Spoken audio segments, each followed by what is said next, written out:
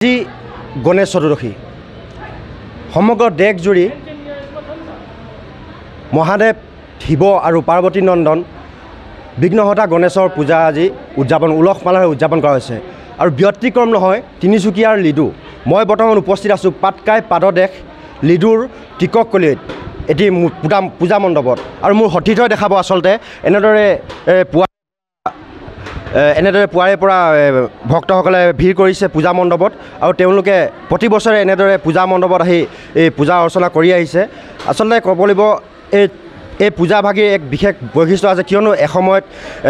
জ্যেষ্ঠসকলে পূজাভাগ কৰি পাতিছিল কিন্তু কালৰ সূত্ৰত তেওঁলোক চাকৰি সূত্ৰে বহিৰাজ্যলৈ যাবলগীয়া হোৱাৰ বাবে বৰ্তমান সময়ছোৱাত নতুনকৈ উঠি অহা যুৱচামে এই পূজাভাগ পাতিবলৈ লৈছে আৰু তেওঁলোকে এই পূজাভাগক শুদ্ধ অন্তঃকৰণে তেওঁলোকে এই পূজা অনুষ্ঠিত কৰি আহিছে এই ক্ষেত্ৰত আমাৰ উদযাপন এই পূজাভাগীৰ যি সম্পাদক আছে আমি তেখেতৰ পৰা জানিব বিচাৰিম নমস্কাৰ এইটো আমাৰ এনইটিভৰ প্ৰথমে আমি ধন্যবাদ জনাইছোঁ আমাৰ এইটো পূজাটো বৰ্তমান এতিয়া 15 বছৰৰ পৰা চলি আহি আছে পূজাটো আমাৰ ইয়াত বহুত ধৰণৰ মানে বেলেগ বেলেগ জাতি আছে সবে জাতি মিলি আমি এইটো পূজাটো ভালদৰে পাতি আহিছোঁ আৰু সবকে ধন্যবাদ জনাই আছোঁ যে আমাক সবে বেলেগ বেলেগ ধৰণৰ সহায় কৰি আছে আৰু আমাৰ এইটো পূজাটো আমাৰ যেনেকৈ কোল ইণ্ডিয়াও ছাপোৰ্ট কৰি আছে তাৰ এনি কোম্পানী যেনেকৈ প্ৰাইভেট কোম্পানীবিলাক আছে সেইটো ছাপোৰ্ট কৰি আছে আমাৰ ৰাজ্যৰ যিমান বেলেগ বেলেগ ইণ্ডাষ্ট্ৰী আছে সব সহায় কৰি আছে আমি সবকে ধন্যবাদ জনাইছোঁ আৰু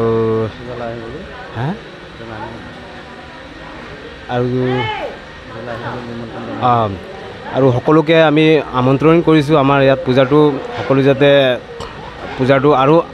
আগতীয়াকৈ আৰু ভালে যাতে কৰিবলৈ আমি চেষ্টা কৰিম সবে আমাক সহায় কৰিব যাতে আমি সবকে এটা অনুৰোধ জনাইছোঁ হয় নিশ্চয়কৈ এষাৰ কথা উল্লেখ কৰিব লাগিব বিভিন্ন জাতি জনজাতিৰ মিলন ভূমি লিডু ইয়াত বিভিন্ন জাতি জনজাতিৰ লোকসকলে এনেদৰে একত্ৰিত হয় যিকোনো অনুষ্ঠান পূজাই হওক যিকোনো অনুষ্ঠানত তেওঁলোকে এনেদৰে সকলো একত্ৰিত হয় পূজাসমূহ এই উৎসৱসমূহ পালন কৰে এই ক্ষেত্ৰত আমাৰ আৰু এগৰাকী এই উদযাপন সমিতিৰ বিষয়ববী আছে আমি তেখেতৰ পৰা জানিব বিচাৰিম নমস্কাৰ আমাৰ আজি গণেশ পূজা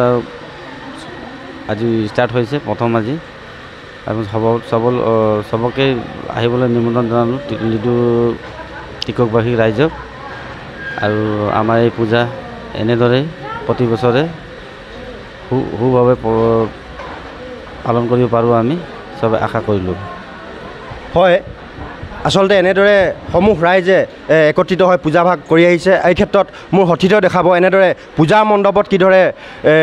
ভক্তসকলে ভিৰ কৰিছে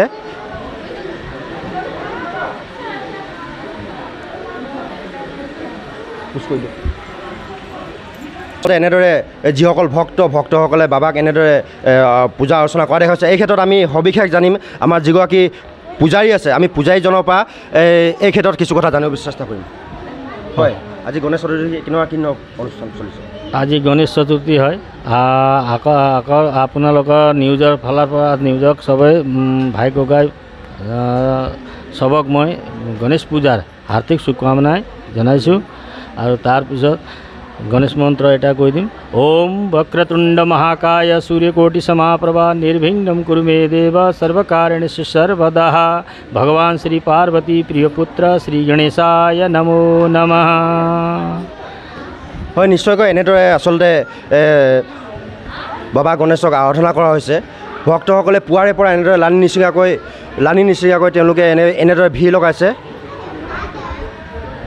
মোৰ সতীৰ্থ দেখাইছে আচলতে এনেদৰে পুৱাৰে পৰা এনেদৰে ভক্তসকলে পূজা অৰ্চনাত লাগি আছে লিডুৰ পৰা প্ৰভাত বৰা প্ৰতিবেদন এনি ভাৰত 24 নমস্কাৰ মই অজয় ফুকন আৰু এইখিনিতে সমূহ এনি ভাৰত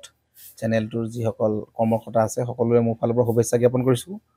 অসমৰ আচলতে সংবাদ জগতত নতুনকৈ আচলতে এটি আত্মপ্ৰকাশ ঘটিছে আমাৰ নিউজ চেনেল এনি ভাৰত আৰু এনি ভাৰতৰ এটা খুব ধুনীয়া এটা অনুষ্ঠান হ'বলৈ গৈ আছে সকলোৱে জানে আমাৰ সকলোৰে মৰমৰ হাৰ্টথ্ৰব জুবিন গাৰ্গৰ গানে কি আনে আচলতে জুবিনদাৰ সেই গীতৰ আধাৰত আমাৰ হিৰুদাই লিখা সেই গীতটি গানে কি আনে এই গানে কি আনে নামৰ এটি তেওঁলোকে সাংগীতিক ৰিয়েলিটি শ্ব' কৰিবলৈ গৈ আছে আৰু 15 আগষ্টৰ পৰা গোটেই আৰম্ভ হ'ব প্ৰথম অডিশ্যন অসমৰ ধেমাজি জিলাত আৰম্ভ কৰিব গতিকে সমূহ যিসকল প্ৰতিভা আছে যিসকলে গান ভাল পায় যিসকলে তেওঁলোকৰ নিজৰ প্ৰতিভা আচলতে দেখুৱাব বিচাৰে এই ৰিয়েলিটি শ্ব'ত গানে কি আনে এই প্ৰতিযোগিতাত অংশগ্ৰহণ কৰক আৰু খুব ধুনীয়া আপোনালোকে সুবৰ্ণ সুযোগ লাভ কৰিব লগতে ইয়াতে পুৰস্কাৰ আছেই বিভিন্ন ধৰণৰ উপহাৰো আপোনালোকে লাভ কৰিব আৰু লগতে এগৰাকী প্ৰতিষ্ঠিত আচলতে এগৰাকী শিল্পী হিচাপে অসমৰ সাংস্কৃতিক জগতত আপোনালোক প্ৰতিষ্ঠা লাভ কৰিব গতিকে গোটেই অনুষ্ঠানটোলৈ মোৰ ফালৰ পৰা শুভকামনা থাকিল আৰু লগতে এই অনুষ্ঠানটোত আপোনালোকে অংশগ্ৰহণ কৰিব আমিও আছো আৰু সকলোকে আমি লগ পাম ধন্যবাদ